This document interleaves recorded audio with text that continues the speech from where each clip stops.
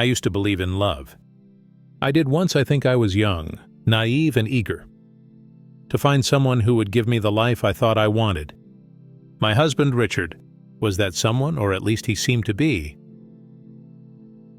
He was successful, refined, and confident. The kind of man who could provide the life I dreamed of. But years have a way of peeling back the surface, showing you what lies beneath. As time went on, the gap between us grew, his ambitions swallowing up every ounce of warmth between us. Conversations turned to polite exchanges and eventually silence. Our love had faded into routine and polite obligation. I could have told him how I felt, could have begged him to see me, to pay attention to the woman standing right in front of him. But pride kept me silent, and resentment grew in the spaces where love should have been. The only thing that still felt alive in my life was the garden, the scent of blooming roses, the quiet rustle of the wind through the trees. It was my escape, a place where I could feel a sense of beauty that my marriage had long forgotten. And then one morning Jacob arrived. Richard had hired him a gardener to keep up appearances, to make sure the grounds were well tended and presentable. But Jacob was different. He didn't just care for the garden. He seemed to live within it, to know its every inch as if it were a part of him. Jacob was strong and sun-kissed, with broad shoulders and arms that carried a quiet strength. His skin had a rugged tan from years spent under the sun, and there was a roughness to his hands, a calloused kind of gentleness as he worked. His hair was a warm chestnut towel, sold, and occasionally falling over his brow as he bent to tend the plants. His eyes were a deep green, sharp and intense, with a focus that seemed to hold the world in place. I remember thinking how rare it was to see someone who seemed so grounded, so solid and real. He was, in a word, captivating. The first day I tried to keep my distance, hiding behind a book while he worked nearby. But something about him drew me in. He moved with a quiet grace, a purpose that felt so different from the world I lived in. Every now and then our eyes would meet just for a moment, and I felt something stirring inside me, something I hadn't felt in years. It didn't take long before we spoke. I found myself outside one morning, watching him as he pruned a row of roses. I pretended to be lost in thought, but I knew he noticed me watching. "Beautiful, aren't they?" he said, glancing at me. I nodded, feeling my cheeks warm. "They are. I'm grateful for this garden. It's like an escape." He gave a quiet nod, his gaze holding mine for a bit too long. "It's peaceful, a place to find yourself, I guess." There was something in his voice that resonated with me. It was like he knew, like he could see through the cracks in my life, without me saying a word. We stood there in silence, letting the moment stretch on, each of us caught up in something we couldn't name. The next day I went back to the garden earlier than usual. Jacob was there, watering the flower beds in the late afternoon sun. His shirt was damp from sweat clinging to the curves of his back, and I felt a pain of something I'd long forgotten, a feeling I thought had disappeared entirely. He looked up when he saw me, and for a moment the rest of the world seemed to fade away. "I didn't think you'd be back so soon," he said, a hint of a smile on his lips. "Couldn't stay away," I replied, feeling bold. There was something about him that made me feel alive, reckless, like I wanted to step outside of the quiet, cold life I've been living. He wiped his brow, giving me that intense look again, the one that seemed to pull me in and hold me there. The garden does that to people, makes them want to stay. And for the next hour I stayed. I watched him work, felt the warmth of the late afternoon sun, and let myself get lost in the simplicity of it all. It was as though the garden had cast some kind of spell, making the rest of my life seem small and far away. The following day, an unexpected rainstorm swept through as I was out walking. I hadn't thought to check the weather, too lost in my thoughts. I hurried to find shelter and spotted Jacob in the distance, waving me over to the gazebo.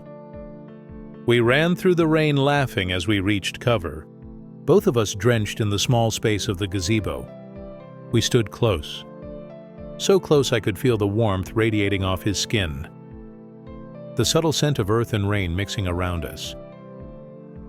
For a moment, the only sound was the rain pouring down, creating a cocoon around us. I looked up at him and he looked back, his gaze softer than I'd ever seen it. "You seem different out here," he murmured, his voice barely louder than a whisper. "Different? Yes, happier." I swallowed, feeling my heart pounding in my chest. "I suppose I am out here, I can breathe."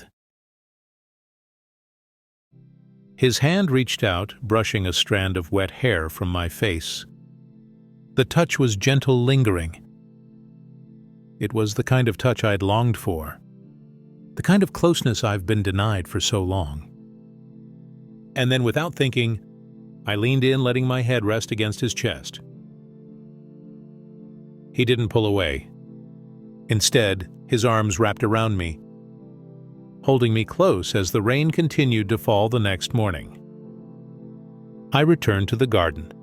I thought I'd feel ashamed or guilty, but all I felt was a sense of calm. He was there as always, and when he looked up and saw me, I could see that he felt it too. This wasn't just some fleeting attraction. It was something more, something that neither of us could ignore. We worked side by side that day, talking in quiet voices, sharing pieces of ourselves that we kept hidden.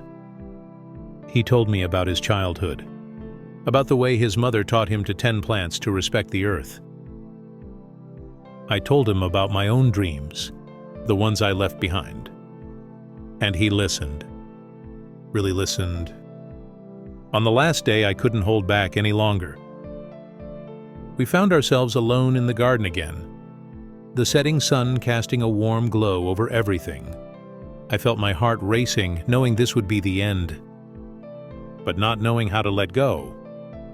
I took a step toward him, my hand reaching out to touch his cheek. He looked at me, his eyes filled with the same longing that I felt. And then, without a word, he leaned down and kissed me. A soft, lingering kiss that held all the feelings we kept hidden. For a moment, the world fell away. I felt alive, seen, loved in a way I hadn't felt in years. But as we pulled apart, reality crashed back and I felt a wave of guilt wash over me. I knew I couldn't have both. Couldn't hold on to him in my marriage. The next morning, I went to the garden one last time. Jacob was there waiting, as if he knew we didn't need to speak. We both understood what had to happen. I reached out, squeezing his hand one last time, feeling the warmth and strength I'd come to cherish. And then I let go. He walked away and I watched him go, feeling a hollow ache settle in my chest. Now I still come to the garden, though it doesn't feel the same.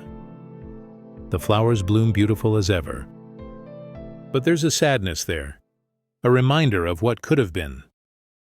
The memory of him lingers like a ghost, a bittersweet reminder of the love I found and had to let go.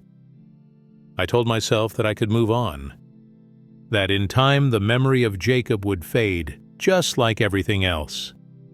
But the garden held on to him in ways I couldn't escape. Every time I stepped outside, every time I felt the warmth of the sun or the scent of the roses, I felt his presence. It was as if he'd woven himself into the very soil, leaving traces of himself in every flower, every leaf. Days turned into weeks, and I went through the motions of my life. My marriage, the obligations I'd chosen. Richard continued on, as always, oblivious to the change in me. He was too wrapped up in his work and his ambitions. And maybe he assumed that I was simply content to play the part of his quiet, compliant wife. If he noticed my distance, he never asked about it. One afternoon, as I was walking through the garden, I found myself stopping at the rose bushes. They were blooming brighter than ever, a vibrant red that seemed to pulse with life. I reached out, touching one of the roses, feeling the softness of its petals. And in that moment, I was back in the gazebo in Jacob's arms. The memory so vivid it felt as if he were standing beside me. It wasn't until a few days later that I learned Jacob had left town. The woman at the florist shop mentioned it in passing, talking about how he'd taken a job in a different city. I felt a pain of something sharp and unyielding, a mixture of regret and longing that I hadn't felt in years. He was gone, truly gone, and I lost the one person who'd made me feel alive again. A few months passed, and slowly I adjusted to life without him. But one evening, as I was walking through the town center, I saw him, Jacob. He was standing by a vendor stall, examining a small potted plant, with the same focus he used to bring to my garden. My heart stopped, and I felt a rush of emotions I thought I buried. I hesitated, wondering if I should approach him. Part of me wanted to turn and walk away to pretend I hadn't seen him. But before I could make a decision, he looked up and our eyes met. There was a flicker of surprise, then something warmer, something familiar. He smiled, a small, sad smile, and I felt my feet moving toward him. Before I even knew what I was doing, "Hi," I said softly, my voice barely more than a whisper. "Hi," he replied, his voice just as soft. We stood there in silence for a moment, both of us struggling to find the right words. Finally, he spoke. "I didn't think I'd see you again." "I didn't think I'd see you either." I paused, searching his face, trying to find any hint of the emotions I'd felt in him all those months ago. "Are you happy?" I asked the question, slipping out before I could stop myself. He nodded, though there was a hint of sadness in his eyes. "I think so. It's different, but I'm finding my way." We talked for a little while longer, sharing small details of our lives. He told me about his new job, about the projects he was working on, and I told him about the garden, about how it felt empty without him there. It was a simple conversation, but there was a weight to it, a sense of finality that I couldn't ignore. As the evening grew darker, I knew it was time to go. We stood there for a moment, neither of us wanting to say goodbye. And then, with a quiet smile, he reached out, pressing a small potted plant into my hands. "For the garden," he said, his voice barely above a whisper. I took it, feeling the coolness of the pot against my skin. It was a simple plant, unassuming, but it held a kind of beauty that felt familiar, like a part of him was coming home with me. "Thank you," I whispered, my voice thick with emotion. He nodded, his gaze lingering on me for a moment longer, before he turned and walked away. I watched him go, feeling that same hollow ache in my chest. But this time there was a sense of peace, a quiet acceptance that hadn't been there before. I planted the small pot Jacob had given me in a corner of the garden, a place where it could thrive in the sunlight. And every time I looked at it, I felt a sense of calm, a reminder of the love I'd found and let go. Life went on as it always does. Richard and I continued our quiet routines, and though the gap between us remained, I found a new kind of strength within myself. The garden was still my sanctuary, my place of solace, but now it held something more. A memory. A whisper of a love that had changed me in ways I couldn't explain. And though Jacob was gone, I knew that he left something behind. Something that would always be a part of me.